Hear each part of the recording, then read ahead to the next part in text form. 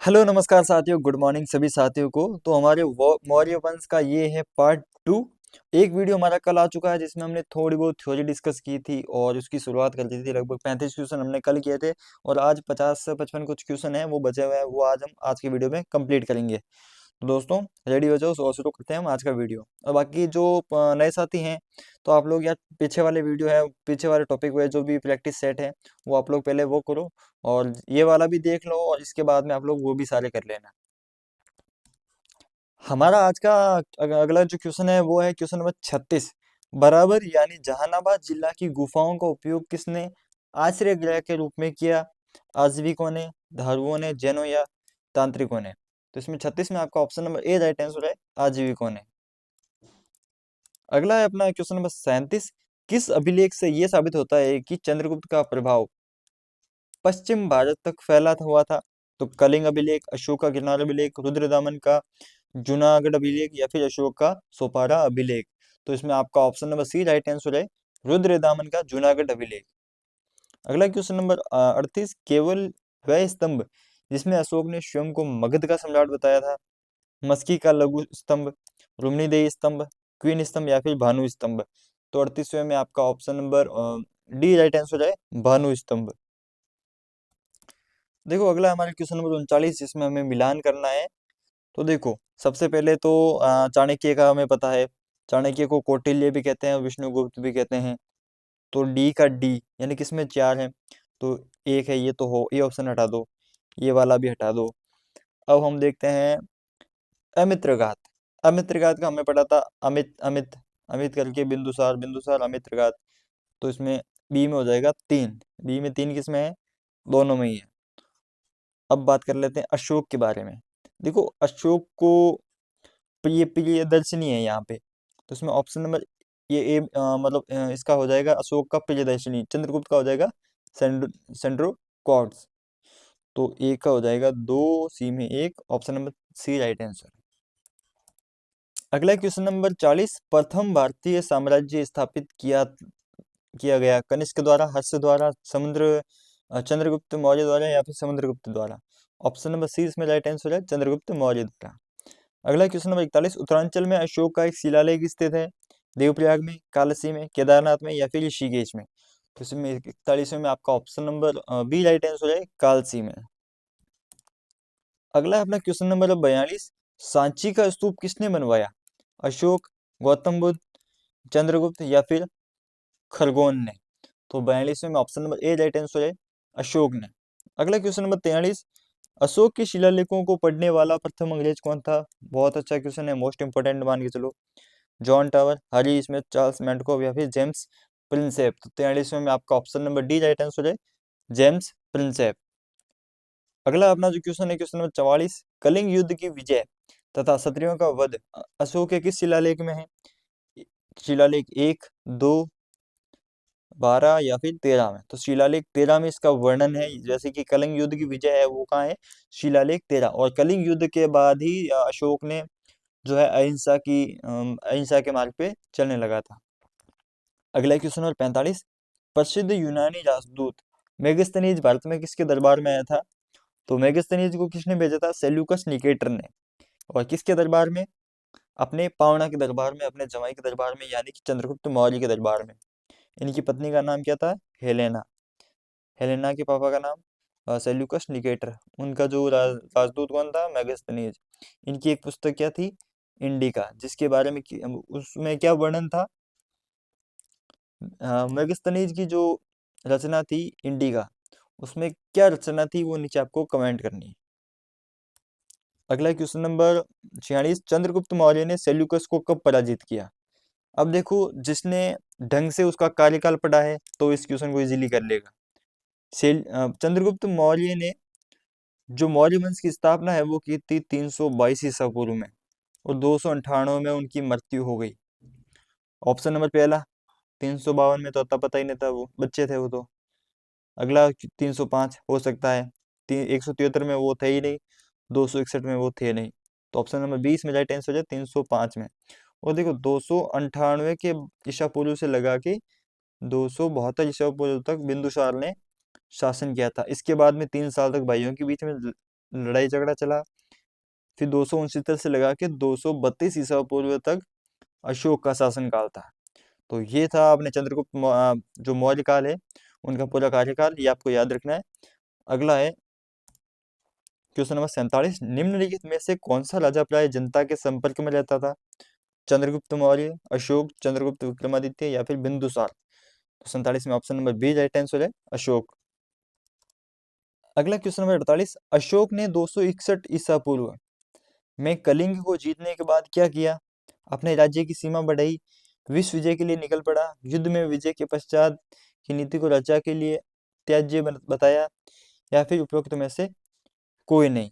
तो इसमें आपका option number C right answer है, युद्ध में विजय के पश्चात नीति को राजा के लिए त्याज्य बताया।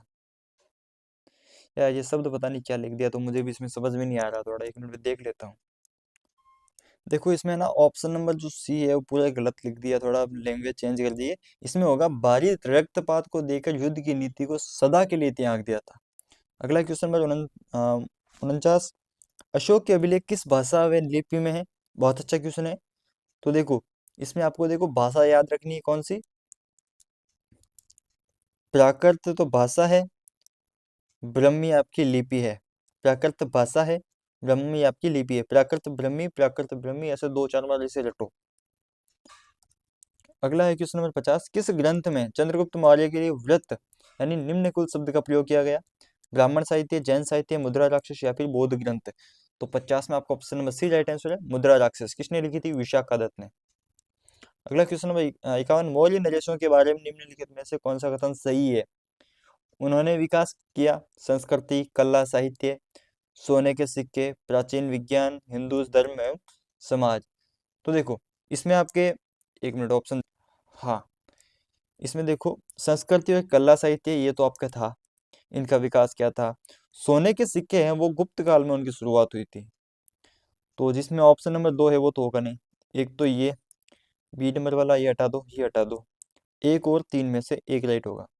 प्राचीन विज्ञान, हिंदू धर्म और समाज, ये दोनों आपके राइट है, तो ऑप्शन नंबर डी इसमें राइट आंसर है। अगला क्वेश्चन नंबर 52, कथन ए यानी पहला कथन है, अशोक ने कलिंग को मौर्य साम्राज्य में जोड़ लिया था।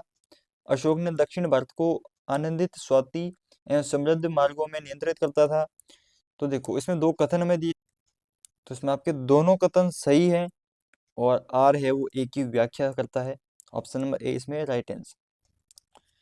क्वेश्चन नंबर 53, अशोक के किस शिलालेख में संगम राज्य के बारे में हमें बताता है? उसमें शामिल है, तो उसमें हो जाएगा आपका दूसरा और 13वां, सेकंड और 13 नंबर का है जो। तो साथियों कहीं में हिस्ट्री में जो एसएससी का नया ट्रेंड है वो मतलब उसमें कथन के क्वेश्चन ज्यादा पूछ रहे हैं। तो आप लोग है ना इन क्वेश्चन की भी थोड़ी मतलब हर टॉपिक की आपको जो बेसिक नॉलेज है वो अच्छी होनी चाहिए। क्वेश्चन इजी आते हैं लेकिन वो मतलब कथन में दे रहे हैं उसको। पहला है, अशोक के राज्यादेशों के अनुसार धार्मिक निष्ठा की अपेक्षा जनता के मध्य सामाजिक समरसता अधिक महत्वपूर्ण है। तो ये तो सही है। अगला है, उसने धर्म संबंधी के स्थान पर सत्ता के विचारों का प्रचार किया, ये भी सही है। तो इसमें ऑप्शन नंबर ए आपका राइट हो जाएगा, दोनों सही है, उसकी सही व्याख्या। अगला क्वेश्चन नंबर 55, निम्नलिखित में से किस राज्यादेश में अशोक के व्यक्तिगत नाम यानी अशोक का उल्लेख मिलता है? इसमें तो ऑप्शन उड़ा दिए, तो कालसी और रूपन। तो दोस्तों इसमें आप जैसे किस राज्यादेश में अशोक के व्यक्तिगत नाम यानी अशोक का उल्लेख हुआ था? तो इसमें ऑप्शन नंबर डी है राइट आंसर, मास्की आपको याद रखना है। मास्की जो अभिलेख था उसमें अशोक नाम मिला था। अगला क्वेश्चन नंबर 56, निम्नलिखित वक्तव्यों में से कौन सा एक वक्तव्य अशोक के प्रस्तर स्तंभों के बारे में गलत है? तो पहला, इन पर बहुत पॉलिश है, क्या लिख रखा है यार, बिल्कुल जानवरों वाली हरकतें हैं ये तो। इस पर बढ़िया पॉलिश है, ये अखंड है, स्तंभों का शीर्ष शुंडाकार है, ये स्थापत्य संरचना के भाग है। तो 56 में देखो आपका option number D right answer हो जाएगा, ये स्थापत्य संरचना के भाग हैं। अगला क्वेश्चन नंबर 57, श्रीनगर की स्थापना किस मौर्य शासक ने की थी? तो इसकी स्थापना की थी अशोक ने। ऑप्शन नंबर ए इसमें राइट आंसर है। अगला अपना वही मिलान वाला क्वेश्चन है, प्रांत और राजधानियां। तो देखो उत्तरापद की राजधानी क्या है? तक्षशिला। दक्षिणापद की स्वर्णगिरी। इसमें अगला है अवंती राष्ट्र है आपका, जिसकी है उज्जैनी। प्राची की है पाटलिपुत्र। ऑप्शन नंबर ए इसमें राइट आंसर। अगला क्वेश्चन नंबर 59, किस ग्रंथ में सूत्रों के लिए आर्य शब्द का प्रयोग हुआ है? अर्थशास्त्र, मुद्रा राक्षस, अष्टाध्यायी या फिर वृहत कथा मंजरी। तो इसमें 59 में आपका option number A right answer हो जाएगा, अर्थशास्त्र। अर्थशास्त्र लिखी थी आपके कौटिल्य ने। मुद्रा राक्षस विशाखा दत्त ने। अष्टाध्यायी लिखी थी पाणिनि ने। और वृहत कथा मंजरी किसने लिखी, नीचे कमेंट करना। क्वेश्चन नंबर 60, अशोक ने अपने राज्याभिषेक के 14वें वर्ष में निग्रोध के प्रभाव से प्रभावित होकर किससे बौद्ध धर्म की दीक्षा ली थी? तो किससे ली थी? तो इसमें आपके 60 में option number C right answer हो जाएगा, उपगुप्त। अशोक जी ने उपगुप्त से बौद्ध धर्म की दीक्षा ली थी। अगला क्वेश्चन नंबर 61, किसने पाटलिपुत्र को पॉलीप्रथा कहा था? तो उसमें हो जाएगा आपका option number A right answer है, मेगस्थनीज ने। है तो मेगस्थनीज राइट, एक बार मैं चेक कर लेता हूँ। हाँ, मेगस्थनीज आपका राइट है। ये अंग्रेज की औलाद ने पाटलिपुत्र को पॉलीप्रथा बोल दिया। अगला क्वेश्चन नंबर 62, मौर्य काल में एग्रोनोमाई किससे कहा जाता था? भवन निर्माण अधिकारी, सड़क निर्माण अधिकारी, कृषि विज्ञान के अधिकारी। एग्रो, एग्रीकल्चर, उसी शब्द से बना है, ये आपका 62 में हो जाएगा। अरे यार वीर कैसे दे रखा है, सॉरी दोस्तों, आपके क्वेश्चन नंबर 62 में है। मुझे ये सी ऑप्शन राइट लगा था। क्वेश्चन नंबर 62 में आपके इसमें सी ऑप्शन दिया गया है, एग्रो माई मतलब सड़क निर्माण अधिकारी। तो आपका इसमें option number B B right answer है, सड़क निर्माण अधिकारी, सड़क निर्माण अधिकारी। अगला क्वेश्चन नंबर 63, मौर्य काल में गुप्तचर को क्या कहा जाता है? देखो गुप्तचर का मतलब होता है जो हमें मतलब गुप्त रूप से कोई जानकारी देता है किसी के बारे में। जैसे गांव में चुगली करना कहते हैं, वैसे ही वैसे पुलिस में गुप्तचर का बहुत बड़ा महत्व होता है। उसी से सारे आपके केस सॉल्व होते हैं। जैसे आप लोग थानों में जाओगे तो वहां पे फिर इन गुप्तचरों के हिसाब से ही, उन्हीं से ही आपका काम चलेगा। नहीं तो पुलिस वालों का अगर गुप्तचर नहीं होते ना, तो पुलिस वालों का कोई मतलब नहीं है, वो कुछ भी नहीं कर सकते। मतलब उनको पता है सब कुछ, यहाँ ये चीज है, लेकिन गुप्तचर एक ऐसी चीज है जो एक रियल जो न्यूज है, ऑथेंटिक न्यूज है, वो पुलिस तक पहुंचाते हैं। फिर पुलिस वाले वहां वो कई बार देखते हैं ना, पुलिस वालों ने दबिश दी किसी के घर पे या किसी के छापा मारा, तो फिर वो छापा कैसे मारते हैं? गुप्तचर की जो खबर होती है उसके अनुसार वो छापा मारते हैं। अगर इसमें आपका option number A right answer हो जाएगा। गृध्य पृष्ठ, एक मिनट चेक कर लेता हूँ इसमें टाइपिंग में एरर ना हो कहीं।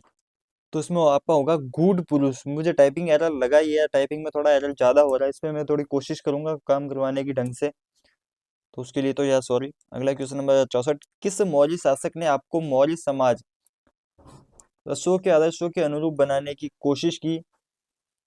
किस मौर्य शासक ने अपने आप को मौर्य समाज, यार देखो यार अगले क्वेश्चन में भी वही मिस्टेक है थोड़ी। किस श्रीलंकाई शासक ने अपने आप को मौर्य समाज आदर्श के, अगले क्वेश्चन का ना 64 नंबर को आप लोग सुनो एक बार। किस श्रीलंकाई शासक ने अपने आप को मौर्य सम्राट अशोक के आदर्शों के अनुरूप ढालने की कोशिश की थी? तो उसमें आपका हो जाएगा, इसमें सातवें क्वेश्चन नंबर 64 को छोड़ दो, उसमें बहुत ज्यादा एरर थी। शायद मेरा जो टाइपिस्ट है वो एआई का कहीं ना कहीं उसमें यूज कर रहा है, कहीं ना कुछ मतलब वो सीधी शॉर्टकट चीजें अपना रहा है, जिसकी वजह से इतनी ज्यादा मिस्टेक हो रही है। नहीं तो यार हाथ से टाइपिंग करते तो इतनी मिस्टेक नहीं होती है। अगला क्वेश्चन नंबर 65, किस ग्रंथ में मौर्य धर्म और जैन धर्म, दोस्तों 65 नंबर क्वेश्चन में भी फुल एरर था। तो यार दिमाग तो मेरा भी पूरा गर्म हो गया, पूरा बढ़िया। उसको टाइपिस्ट को बहुत सारा लिख के भेज दिया है, उसका सारा काम मैंने रुकवा दिया है। अब मुझे कोई और टाइपिस्ट ढूंढना पड़ेगा। अब वही है, जल्दी मिल जाए बस, अगले जो भी वीडियो उसमें दिक्कत ना हो, उसमें लेट ना हो। 66 में किस महीने से मौर्य का, क्वेश्चन नंबर 66, किस महीने से मौर्यों का राजकोषीय वर्ष आरंभ होता है? फाल्गुन, मार्च, आषाढ़, जुलाई, जेठ, जून या फिर पो माह, जनवरी, फरवरी। तो 66 में आपका कौन सा ऑप्शन राइट होगा? अरे यार कहाँ चला गया, 66 में अपना ऑप्शन नंबर आपका राइट हो जाएगा, option number B right answer है, आषाढ़ जुलाई। दोस्तों अगर आपके नज़र में कोई भी टाइपिस्ट हो या आप में से भी अगर कोई जो टाइपिंग अच्छे जानता हो और स्टडी के साथ में टाइम निकाल सकता है टाइपिंग के लिए, तो आप लोग मुझे जो मेरे पास नंबर है नीचे दे रहा हूँ मैं नंबर, उस व्हाट्सएप पे आप लोग अपनी डिटेल है वो भेज देना। अगला क्वेश्चन नंबर 67, निम्नलिखित में किन किन दक्षिण भारतीय राज जातियों का उल्लेख अशोक के शिलालेखों में किया गया है? तो इसमें आपका ऑप्शन नंबर राइट है, ऑप्शन नंबर ए राइट है, यानी कि ये 4। एक तो चोल, फिर हो गया पांडे, फिर हो गया सत्यपुत्र, फिर हो गया अपना केरल पुत्र। यार पता नहीं क्या लिखा, रुको यार एक मिनट। फिर इसमें ये आपका क्षत्रिय पुत्र है और ये केरल पुत्र है, तो इसमें चोल हो जाएगा, पांड्य, क्षत्रिय पुत्र और केरल पुत्र। अगला क्वेश्चन नंबर 68, अशोक के काल में जानने के लिए सबसे महत्वपूर्ण स्रोत है? अशोक मुद्रा, शिलालेख, ताम्रपत्र या फिर बौद्ध साहित्य? बहुत अच्छा लेवल का क्वेश्चन है, एग्जाम में आने लायक क्वेश्चन है। इसमें आपका option number B right answer है, शिलालेख, अशोक के शिलालेख। 69, अशोक के काल में कौन सी लिपि दक्षिण भारत में प्रचलित हुई थी? ब्रह्मी, अरामाइक, खरोष्टी या फिर यूनानी? तो 69 में आपका option number A right answer है, ब्रह्मी लिपि। अगला क्वेश्चन नंबर 70, अशोक का अभिलेख भारतीय उपमहाद्वीप के बाहर भी पाया गया है? निम्नलिखित में से किस देश में यह पाया गया है? अफगानिस्तान, चीन, ब्रह्मा या फिर नेपाल? तो 70 में आपका option number A right answer है, अफगानिस्तान। अगला क्वेश्चन नंबर 71, अत्यंत पॉलिश किए गए एकाश्म अशोक स्तंभ जिस पर पांडुश्रीजित बालुकाश्म के एकल टुकड़ों में तक्षित किए गए, उन्हें साधारणतः कहाँ की खदानों से निकाला गया? तो मिर्जापुर के समीप चुनार, इसके अलावा लोरियानंदन, ये कोरियानंदन नहीं, लोरियानंदन है यहाँ पे, वाराणसी के समीप सारनाथ, भुवनेश्वर के समीप उदयगिरी। तो 71 में आपका हो जाएगा option number A right answer है, मिर्जापुर के समीप चुनार। क्वेश्चन नंबर 72, भारतीय लिखने की कला नहीं जानते, ये किसकी उक्ति है? कौटिल्य, प्लिनी, प्लूटो या फिर मेगस्थनीज? तो ये बात कही थी इस अंग्रेज की औलाद ने, मेगस्थनीज ने बोला भारतीय लिखने की कला नहीं जानते थे, और आज उसी भारत का इतिहास है, ये अंग्रेज की औलाद भी पढ़ते हैं। अगला क्वेश्चन नंबर 73, किस मौर्य सम्राट ने एक विदेशी राजा सीरिया के एंटियो एंटियोकस के एंटियोकस वन से अंजीर, शराब और दार्शनिक को भारत भेजने का आग्रह किया? चंद्रगुप्त, बिंदुसार, अशोक या फिर कुणाल? तो 73 में आपका option number B right answer है, बिंदुसार। क्वेश्चन नंबर 74, अशोक द्वारा कलिंग पर चढ़ाई की जानकारी के लिए कौन से सबसे महत्वपूर्ण स्रोत है? महावंश, दिव्यदान और 13वां बृहत शिलालेख? ऑप्शन नंबर सी आपका राइट आंसर है। क्वेश्चन नंबर 75, बिंदुसार की मृत्यु के समय अशोक किस प्रांत का गवर्नर था? उज्जैन, तक्षशिला, श्रवणगिरी या फिर कौशली? तो 75 में आपका option number A right answer है, उज्जैन का। और बिंदुसार की मृत्यु को कब हुई थी, नीचे आपको कमेंट करनी है। क्वेश्चन नंबर 76, किस शिलालेख में अशोक ने घोषणा की कि सारी प्रजा मेरी संतान है? बहुत अच्छा, मोस्ट इंपोर्टेंट एग्जाम में बनने वाला क्वेश्चन है। तो इसमें प्रयाग स्तंभ, दूसरा बृहद शिलालेख, पांचवा बृहद शिलालेख या फिर बराबर गुहा लेख? तो 76 में आपका option number A right answer है, प्रयाग स्तंभ शिलालेख। क्वेश्चन नंबर 77, कौन सी घोषणा युद्ध और हिंसा के प्रति अशोक के आंतरिक दुख को स्पष्ट करता है? गिरनार शिलालेख, मंचेरा शिलालेख, पांचवा बृहद शिलालेख या फिर कलिंग का प्रयाग शिलालेख? तो इसमें 77 में आपका option number D right answer है, कलिंग का प्रयाग शिलालेख, जो कि कौन सा था, 13वां। मोस्ट इंपोर्टेंट है अशोक के कार्यकाल का। क्वेश्चन नंबर 78, किस शिलालेख में अशोक की ये घोषणा अंकित है कि किसी भी समय चाहे मैं खाता रहूं या रानी के साथ विश्राम करता रहूं, या मैं अपने अंत्यशाला में हूँ और मैं जहां भी हूँ, मेरे महामात्य मुझे सार्वजनिक कार्य के लिए संपर्क कर सकते हैं? तो ये बात कौन से शिलालेख में की गई थी? तो इतना बड़ा क्वेश्चन देख लिया तो सीधा आंसर ही देख लो, इसमें ऑप्शन नंबर डी आपका राइट आंसर है, छठा शिलालेख, आपको याद रखना। क्वेश्चन नंबर 79, निम्नलिखित में से कौन आरोही क्रम में मौर्य प्रशासन के अधिकारियों का नाम बताता है? तो इसमें देखो, सबसे पहले याद रखो प्रादेशिक, दूसरा याद रखो राजयुक्त, तीसरा याद रखो युक्त। Option number A right answer. अगला क्वेश्चन नंबर 80, वृष्टि है वैवाहिक अनुज्ञापन, बेगारी, प्रांत या फिर जिला? तो 80 में आपका option number B right answer है, बेगारी।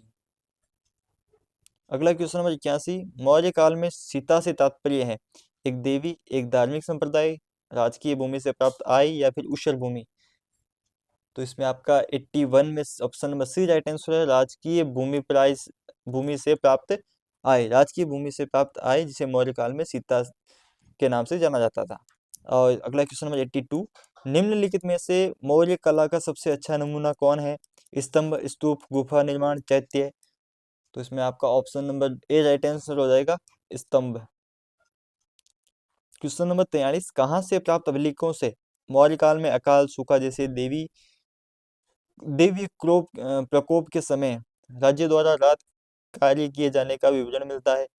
तो महास्थान सोहगोरा मक्की, महास्थान काली या फिर भाऊ सारनाथ। तो 83 में आपका हो जाएगा option number A right answer है, महास्थान जो कि बांग्लादेश में स्थित है और सोहगोरा जो कि आपका यूपी में है।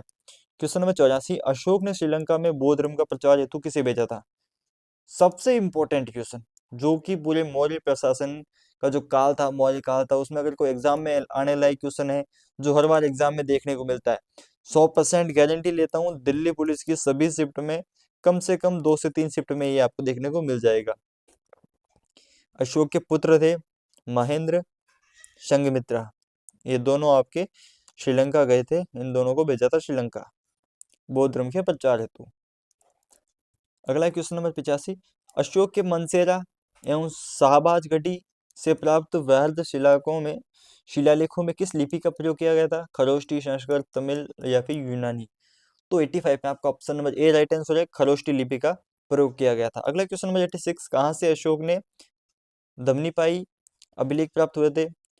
शार ए कुना कंधार, मनसेहरा, काली या फिर कलिंग। तो 86 में option number A right answer है, शार ए कुना Kandahar.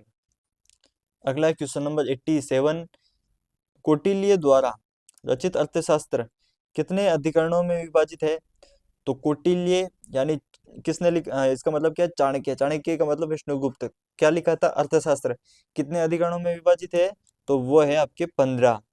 Option number D right answer है। क्वेश्चन नंबर 88, अर्थशास्त्र में उल्लिखित सप्तांग में क्या शामिल थे?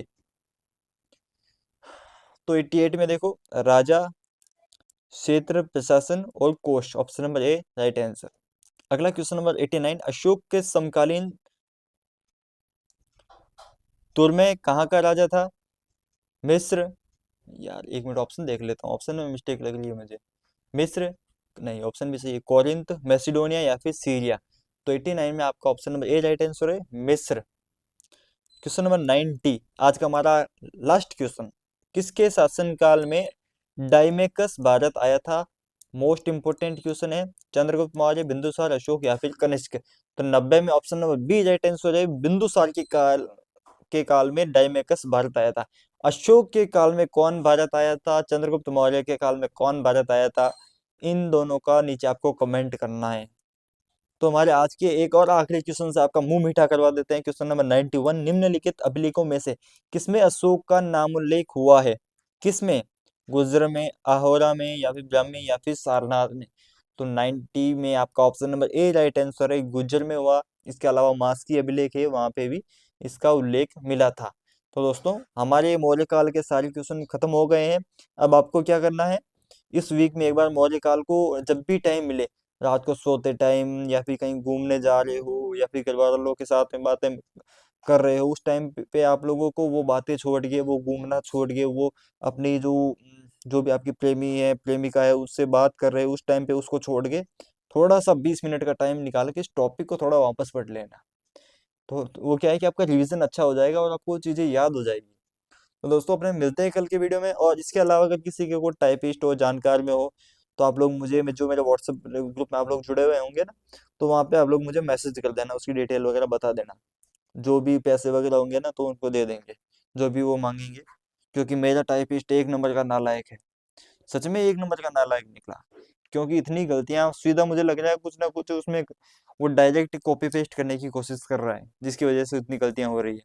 दोस्तों, आपका 25 मिनट मैंने खराब कर दिए, उसके लिए तो बहुत अच्छा लगा मुझे भी। बाकी मिलते हैं अगली वीडियो में, तब तक के लिए गुड बाय।